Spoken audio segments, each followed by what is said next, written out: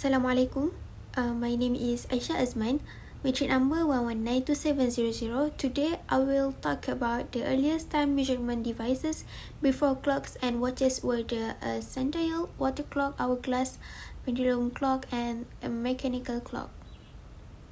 Okay, before that, let me tell you something. As we know, every day we utilize timekeeping gadgets.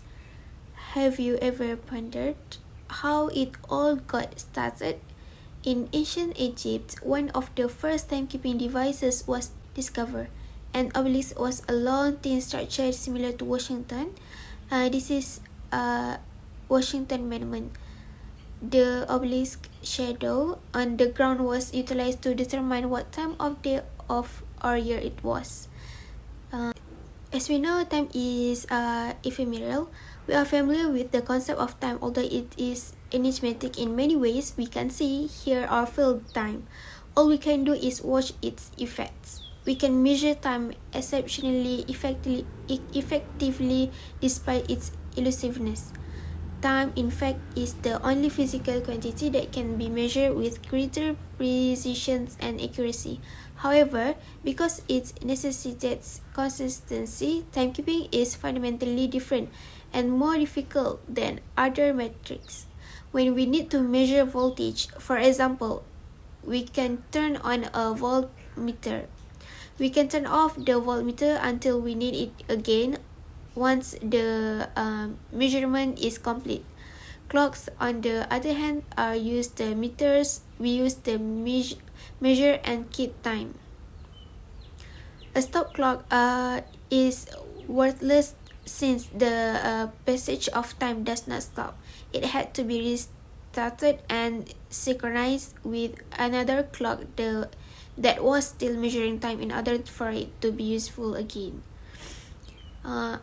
Also, it must be restarted and synchronized with another clock that continued to measure time during the absence before it can be used again. It's important to remember that time as we know it is a common denominator. We had to establish the units of time interval before we could keep track of time. After that, these units could be measured and tallied. A clock does exactly that. It monitors and counts time intervals to indicate the passage of time. Okay, next we will discuss about problems that are found on this topic. As we know, mechanical clocks replaced the old water clocks, and the first clock escapement mechanism appears to have been invented in 1275. In 1364, Jacopo in BINTI made the earliest sketch of an escapement. Large mechanical clocks began to appear in the towers of various cities in the earlier to mid-40th century. There is no proof or record of the functioning models of these weight-driving public clocks. The problem is the period of oscillation of the mechanism was strongly dependent on the driving power of the weights and the friction of the drive in all of them. Okay, in later medieval times, elaborate clocks were built in public places. This is the astronomical clock in Prague, parts of which date from about 1410. The earliest surviving spring-driven clock can be found in the Science Museum in London and dates from about 1450, replacing the heavy drive weights with a spring-permitted, smaller and portable clocks and watches. Okay, let's move on to the next topic, which is discussion and finding on this topic. First of all, I will talk about sundials. Sundials are often inscribed with a graph called the equation of time that converts the time displayed by a sundial to mean solar time, or the time kept by modern clocks. The concept of mean solar time and the principle for determining the equation of time date back to at least 150 AD and the work of Claudius Ptolemy. Even so, until at least the late 18th century, Apparent solar time was utilized for widespread timekeeping because sundials could not work at night. Measuring time in the dark period between sunset and morning was a difficult task. Egyptian astronomers began watching a series of 36 decent stars that divided the circle of the skies into equal parts around the same time as sundials developed.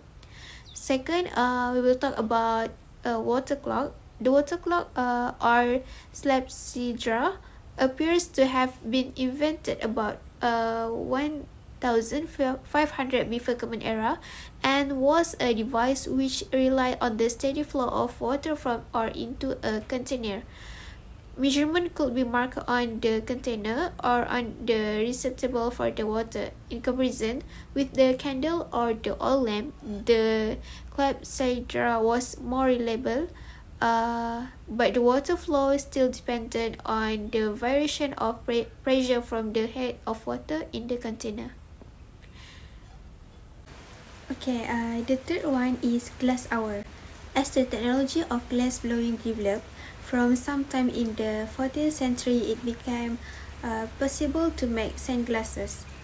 Originally, sunglasses were used as a measure for periods of time like the lamps or candles, but as clocks became more accurate, they were used to calibrate sunglasses to measure specific periods of time and to determine the duration of sermons, university lectures, and even periods of torture.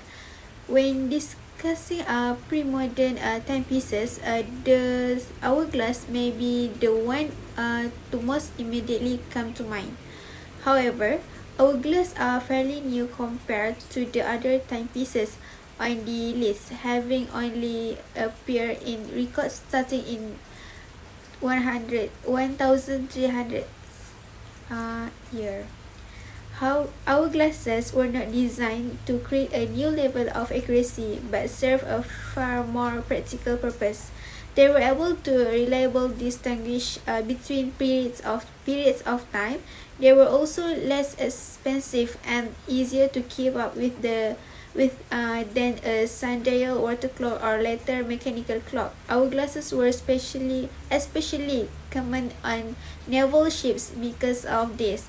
On boats, hourglasses stay dry and steady, unaffected by ship motion or bad weather. Other timekeeping methods would generally be affected by these circumstances. Hourglasses quickly went out of favor as newer, more exact ways became popular with the invention of the mechanical clock. However, the hourglass as a symbol of time and mortality endures, no doubt due to the image of sun slowly running out.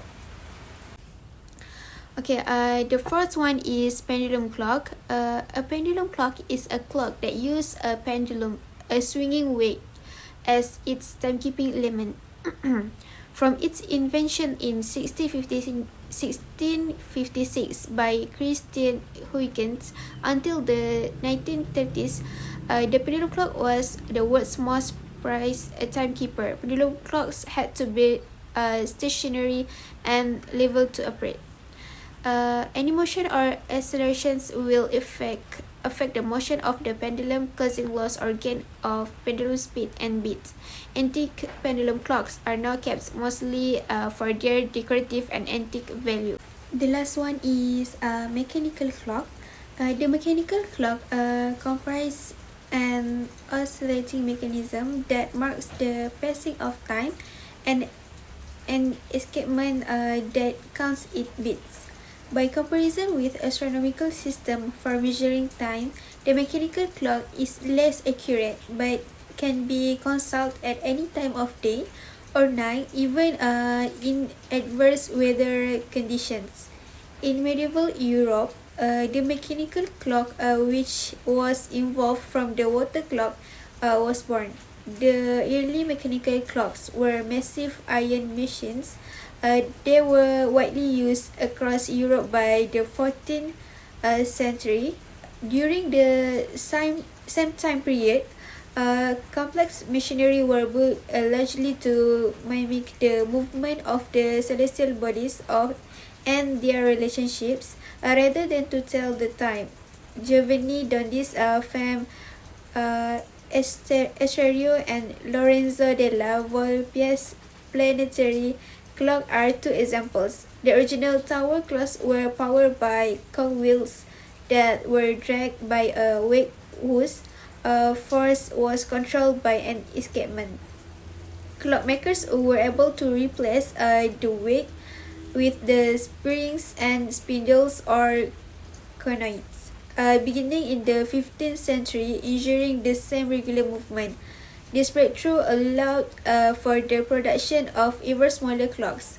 As a result, the clock was found in castle halls, on walls, mantel pieces, and even in people's pockets. Okay, let me summarize this topic to the conclusion. Okay, a clock, as we know, is an instrument used by humans to measure time in typical units, hours, minutes, and seconds.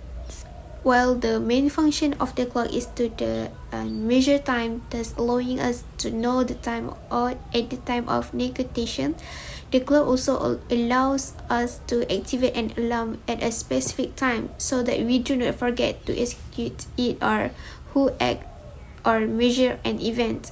Among the most brilliant, from ancient times, humans have cared about knowing and measuring time, so watches are an ancient element that over the centuries and the evolution of technology has achieved significant improvement in issues such as accuracy, appearance, and a reduction of manufacturing costs.